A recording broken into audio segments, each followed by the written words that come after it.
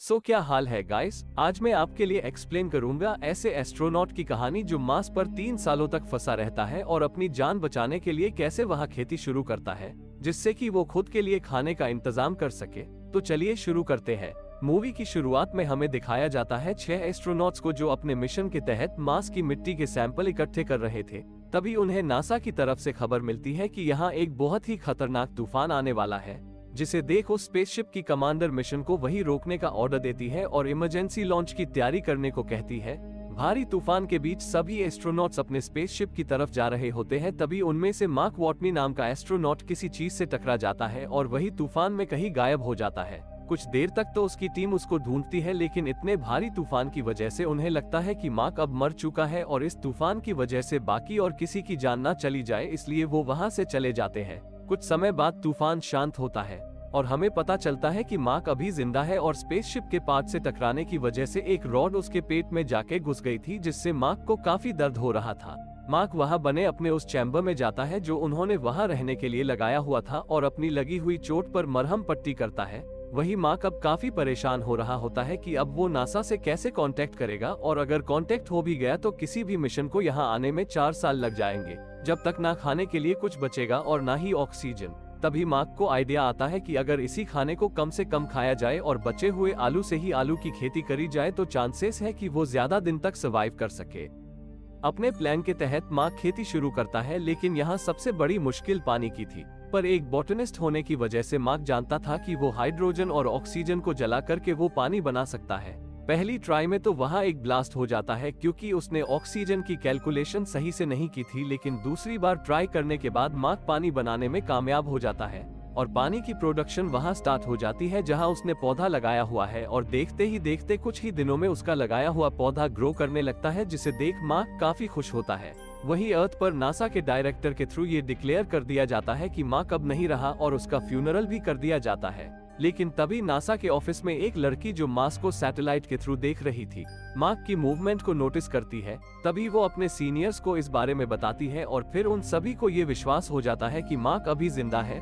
लेकिन उन्हें ये भी पता था कि जब तक हम मार्क को बचाने के लिए वहां तक पहुंचेंगे तब तक वो भूख से मर चुका होगा, जो कि सही भी था। वही मार्क कुछ न कुछ रास्ता ढूंढ रहा होता है नासा से कांटेक्ट करने का और सोचता है कि दूसरे मिशन को यहाँ तक आने में 4 साल लगेंगे, जो कि यहाँ से 3200 किलोमीटर दूर था और वहाँ तक पहुँचने में लगभग 50 दिन लगने थे। लेकिन बुरी बात यहाँ ये थी कि उसका रोवर दिन में सिर्फ 35 किलोमीटर ही चल सकता था, जिसके बाद उसे सोलर पैनल की मदद से चार्ज करना पड़ता था और उसे कम से कम सुविधाओं के साथ 50 दिनों तक उस रोवर में जिंदा रहना था।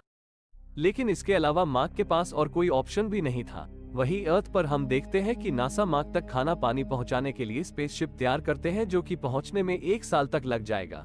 लेकिन वही मार्क अब तक काफी सारे आलू की खेती कर चुका था, लेकिन सिर्फ आलू खाकर वो जिंदा नहीं रह सकता था। ये बात मार्क अच्छे से जानता था।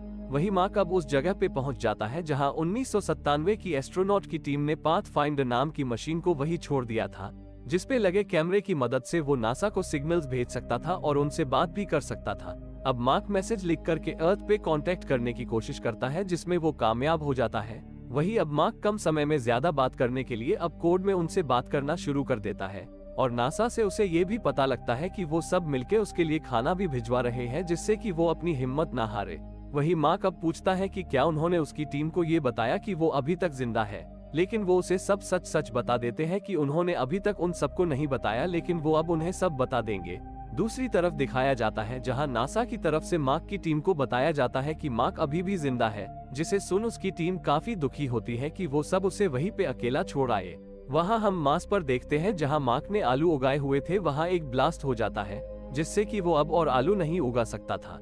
इसकी खबर नासा तक पहुंचती है, जिससे वो जल्दी से जल्दी मार्क तक खाना पहुंचाने की कोशिश करते हैं। मार्क अब डिसाइड करता है कि जो खाना वो दिन में 3 बार खाया करता था, उसी एक टाइम के खाने को वो अब 3 दिन तक चलाने वाला था, तभी वो ज्यादा दिन तक जिंदा रह सकता था। वही हम देखते हैं अर्थ पर जहां नासा एक रॉकेट की लॉन्च की तैयारी करता है, जिसमें कि मार्क के लिए खाना था। लेकिन थोड़ी दूरी तय करते ही रॉकेट ब्लास्ट हो जाता है, क्योंकि जल्दी के चक्कर में नासा ने रॉकेट की टेस्टिंग करी ही नहीं थी। ये बात जब मार्क को पता चलती है तो वो काफी उदास होता है, लेकिन वो नासा से कहता है कि मैं हिम्मत नहीं हारूंगा और अपनी आखिरी सांस तक लड़ूंगा। वही नासा अब चाइना से भी हेल्प मांगता है, क्योंकि कुछ दिनों बाद ही उनका स्पेसशिप वहां जाने वाला था, जिसपे चाइना रेडी हो जाता है।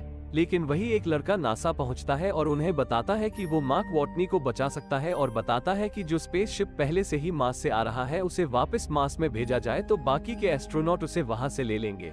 लेकिन इसमें काफी खतरा था और मार्क के साथ साथ बाकी के एस्ट्रोनॉट की जान भी जा सकती थी और साथ ही साथ ये मिशन भी 19 महीने और लंबा खींच जाता। लेकिन नासा के डायरेक्टर इस चीज को मना कर देती है। वहीं नासा अब देखती है कि मार्स से वापस आ रहा स्पेसशिप दोबारा मार्स की तरफ मुड़ जाता है और जिसके ऑर्डर नासा ने नहीं दिए थे। दरअसल बात ये थी कि नासा के ही एक स्टाफ के मेंबर ने मार्क की टीम के साथ कांटेक्ट करके उनको ये पूरा आइडिया बता दिया था और आखिरी फैसला भी उन्हीं पे छोड़ दिया था, क्योंकि दूसरा और कोई रास्ता ढूंढा तो उसमें कई साल लग जाएंगे और अगर मार्क की टीम ही जाती तो कुछ महीनों में मार्क को वापस लाया जा सकता था और टीम ने मार्स की तरफ वापस जाने का फैसला किया। अब ये खबर मार्क को मिलती है और वो काफी खुश होता है, लेकिन उनकी टीम के स्पेसशिप में इतना फ्यूल नहीं था कि मार्स के अंदर तक जा सके, इसलिए वो प्लान करते हैं कि वो मार्स के ऑर्बिट तक जाके मार्क को लेंगे। मार्क ऑर्बिट तक आने के लिए अपने स्पेसशिप को रेडी करता है, लेकिन स्पेसशिप के ज्यादा भारी होने की वजह से वो टाइम पे ऑर्बिट तक नहीं पहुंच सकता था, इसलिए उसे स्पेसशिप को जितना हो सके हल्का रखना था। इसलिए वो उसके पार्ट्स निकालने लगता है और वहां से निकल जाता है। स्पेसशिप पूरी तरह से ठीक ना होने की वजह से मार्क को अंदर सफोकेशन होने लगती है और स्पेसशिप को हैंडल करना भी काफी मुश्किल हो जाता है, जिसकी वजह से वो बेहोश हो जाता है, जिससे उसका सबसे कांटेक्ट भी टूट जाता है। ये देख सब डरने लगते हैं, लेकिन थोड़ी देर बाद उसे होश आ जाता है और ये देख सब काफी खुश हो जाते हैं, क्योंकि अर्थ पर काफी सारे लोग इस मिशन पे नजरें जमाए बैठे थे और मार्क और उसकी टीम के लिए दुआ कर रहे थे। वहीं दूसरी तरफ एक और प्रॉब्लम हो जाती है। मार्क जिस स्पेसशिप में होता है उसकी स्पीड को कंट्रोल करना अब उसकी बस में नहीं था, जिसपे उसके साथी परेशान हो जाते हैं कि हम कैसे उसकी स्पीड को पकड़ पाएंगे। लेकिन मार्क उन्हें समझाते हुए कहता है कि हिम्मत रखो और जल्द ही मैं इसकी स्पीड को कंट्रोल करके तुम लोगों तक पहुंच जाऊंगा। वही दूसरे एस्ट्रोनॉट अपने स्पेसशिप का एक हिस्सा स्पेसशिप से अलग कर देते हैं, जिससे कि वो मार्क की स्पीड को मैच कर सके और काफी हद तक वो मार्क के करीब पहुंच जाते हैं। तभी टीम की कमांडर अपना सूट पहन के खुद को एक रोप से बांध के स्पेसशिप से बाहर आती है मार्क को पकड़ने के लिए, लेकिन रोप के छोटे पड़ने की वजह से वो मार्क तक नहीं पहुंच पाती, जिसपे मार्क उससे कहता है कि वो अपने सूट में एक होल करेगा, जिससे कि एयर प्रेशर की वजह से वो उन तक पहुंच जाएगा।